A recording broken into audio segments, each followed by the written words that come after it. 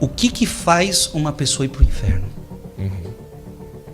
Então é isso que eu quero agora meditar com vocês. Vamos abrir o catecismo, Guto, no parágrafo 1033. Como é importante ter um catecismo em casa, né, Frei? Sim, esse livro aqui todo católico tem que ter. O que não tem que criar vergonha na cara. Deixar de comprar umas bolachas e comprar ele. 1033.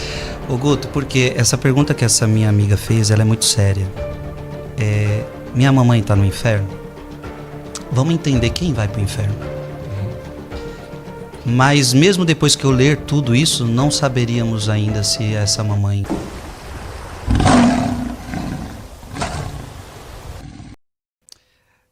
É uma pergunta muito difícil, né? Primeiro, quero me consolidar com você que está perguntando, com a sua mamãe, né? Com a sua mamãe. E primeira coisa, não é Frei Gilson que vai dizer quem foi ou quem não foi para o inferno. Ninguém poderá dizer quem foi e quem não foi para o inferno. Obviamente que alguns casos têm muitas evidências. A própria Bíblia diz que Judas é o filho da perdição. E portanto, a igreja fala muito dos outros apóstolos, mas de Judas é o filho da perdição. É preciso entender que para a pessoa, aí eu vou querer ler Catecismo da Igreja Católica, o que faz uma pessoa ir para o inferno? Então é isso que eu quero agora meditar com vocês. Vamos abrir o catecismo, Guto, no parágrafo 1033. Como é importante ter um catecismo em casa, né, Frei? Sim, esse livro aqui todo católico tem que ter. O que não tem que criar vergonha na cara. Deixar de comprar umas bolachas e comprar ele. 1033. Ô Guto, porque essa pergunta que essa minha amiga fez, ela é muito séria. Minha mamãe está no inferno?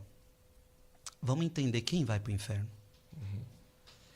Mas mesmo depois que eu ler tudo isso, não saberíamos ainda se essa mamãe foi para o inferno ou não. Ok?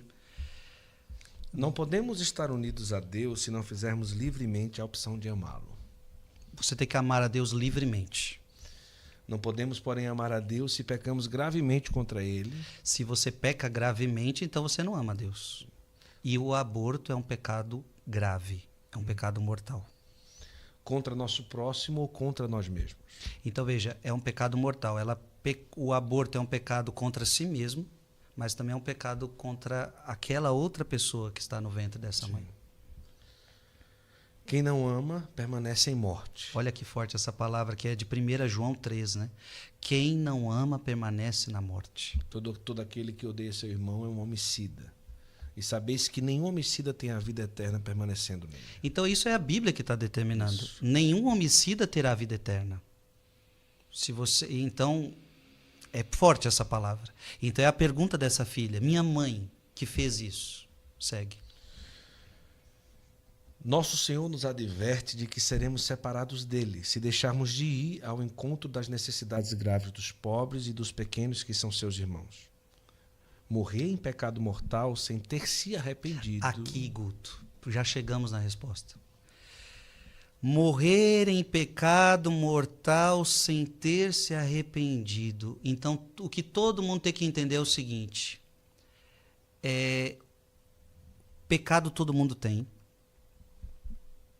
Pecado mortal é um pecado grave. Eu tenho consciência de que isso é pecado. E mesmo assim eu faço. Então eu não sei, eu não consigo responder essa pergunta. Porque eu não sei se essa mãe sabia que era um pecado grave.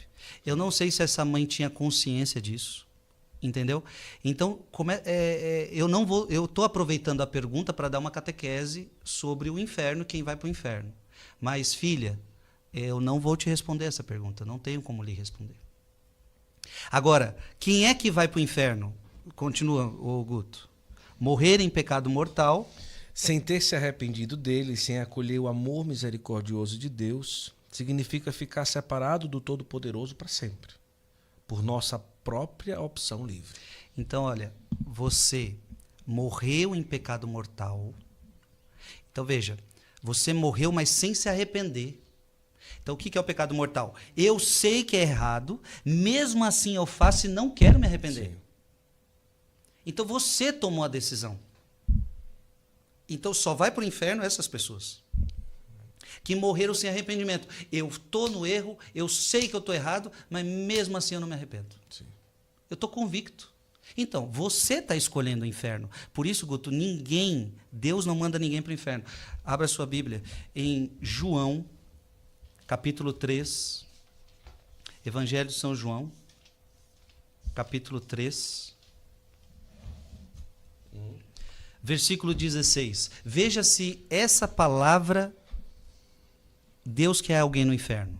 Com efeito, de tal modo, Deus amou o mundo, Está falando de amor. Deus amou o mundo. que ele deu seu Filho único, Deus ainda deu o seu único filho que ele tinha. Para quê? para que todo o que nele crê não pereça, mas tenha vida eterna. Deus deu o filho dele para que você não pereça, mas para que você vá para o céu. Sim. Só que segue o texto. Pois Deus não enviou o Filho ao mundo para condená-lo, Não enviou para condenar você, mas para que o mundo seja salvo. para por que ele. o mundo seja salvo. Quem nele crê não é condenado, mas quem não crê já está condenado, porque não crê no nome do Filho único de Deus. Você entendeu? O pecado mortal é isso, você não quis crer. Não é que você não conseguiu crer, você não quis crer.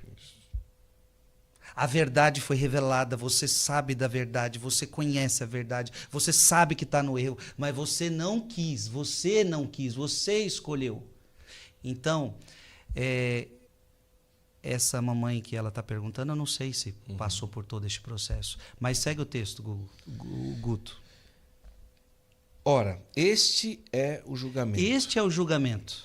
A luz veio ao mundo, mas os homens amaram mais as trevas do que a luz, Está aí.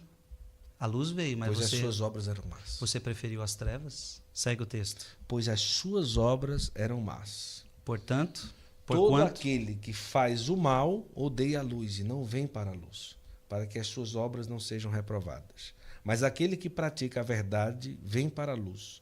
Torne-se assim claro que as suas obras são feitas em Deus. voltamos ao catecismo, a este estado de autoexclusão definitiva da comunhão com Deus e com os bem-aventurados se designa com a palavra inferno. Então veja, o inferno é o local da própria pessoa que fez sua escolha. Estado de autoexclusão. Autoexclusão, não foi Deus que te excluiu, foi você que se excluiu. Porque Deus te chamou, Deus te apresentou a luz, mas você preferiu as trevas. Você sabia que você estava no pecado, mas você não se arrependeu. E onde que você tem que se arrepender? Em vida. Se você não se arrepender em vida, você morreu cravando uma decisão. Sim. Eu não te amo, Deus. Eu escolho o pecado. Eu escolho o demônio. Como assim? O pecado é escolher o demônio? Abra a sua Bíblia. Em 1 João. Em 1 João, capítulo 3, versículo 8. Quando você escolhe o pecado, Guto, olha quem você escolheu. Tem um acessório. Sim. 3:8. 1 João 3:8. O que está escrito aí? Aquele que peca é do demônio. Aquele que peca é de quem? Do demônio. É do demônio. Porque o demônio peca desde o princípio. Eis porque o Filho de Deus se manifestou para destruir as obras do demônio. Deus veio ao mundo para destruir as obras do demônio. Mas se você quiser ficar no pecado, Guto, você é do demônio. Porque você quis. Ah, mas eu não quis pecar. Não, então fica tranquilo. Você não quis pecar, você foi fraco, você não resistiu, você caiu na tentação. Você se arrepende, Guto. Você diz, meu Deus, perdão, você é católico, você busca o confessionário, busca o sacerdote e você peça perdão deste pecado que você fez. E o que é pedir perdão? Deus, eu cometi esse crime, eu cometi esse pecado, eu adulterei, eu roubei, eu menti, eu fofoquei. Eu não quero mais fazer, eu quero te amar. Você vai sair do confessionário, o padre vai dizer aquilo que a gente já falou, eu te absolvo dos teus pecados. Pronto. Não há um só pecado que Deus não perdoe. Agora, há o pecado que Deus não perdoa, que é o pecado que a pessoa não quer o perdão. Isso. Que é o pecado contra o Espírito Santo. Já que você está nesse texto, lê 1 João, capítulo 1, versículo 8. 1 João, capítulo 1, versículo 8. Se dizemos que não temos pecado, enganamo-nos a nós mesmos. E a verdade não está em nós. Todos nós temos pecado, Frei Gilson tem pecado. Eu preciso me confessar todo mês, Guto. Ontem eu me confessei. Gente, ontem eu me confessei. Tive que chamar um padre e falar, padre, esses são os meus pecados. E eu sabia que falando para o padre eu estava diante de Jesus. Eu tenho pecados. E quem disser que não tem, está mentindo. Mas, ó o bonito, versículo 9. Se reconhecemos os nossos pecados, se você reconhecer os seus pecados, Deus aí está, fiel e justo para nos perdoar. olha isso, Guto. Se você pecou, você adulterou, você traiu, você roubou, você cometeu aquelas obras da carne e tudo, aí você fala, Deus me perdoa. Mas veja, perdão é não querer fazer de novo. Isso. O que acontece? Deus é fiel e justo para nos perdoar os pecados, para nos purificar de toda iniquidade. Se pensamos não ter pecado, nós o declaramos mentiroso e a sua palavra não está em nós. Isso aqui é maravilhoso. Então, respondendo à pergunta da minha amiga, o pecado do aborto é um pecado muito sério, mas não cabe a mim e nem a você saber onde essa pessoa está. Por quê, Guto? Nós não sabemos se ela se arrependeu ou não. Essa pessoa, antes de morrer, pode ter se arrependido e ninguém viu. Verdade. E isso a salvou. Como aquele ladrão na cruz que se arrependeu no último minuto. Alguns santos contam essa história, né? De um homem que se suicidou, um homem muito mau, e se jogou da ponte. E muita gente achava que estava no inferno. Só que o pessoal esqueceu que a queda dele, naquele pouco tempo de queda, ele pediu perdão a Deus. Sincero. E Deus o perdoou. Se é sincero, Deus te perdoa. Então nunca poderemos dizer quem está no céu. Sim. Ou melhor, quem está no céu, sim. A igreja consegue afirmar isto. Nós não conseguiremos dizer quem está no inferno, principalmente os nossos familiares.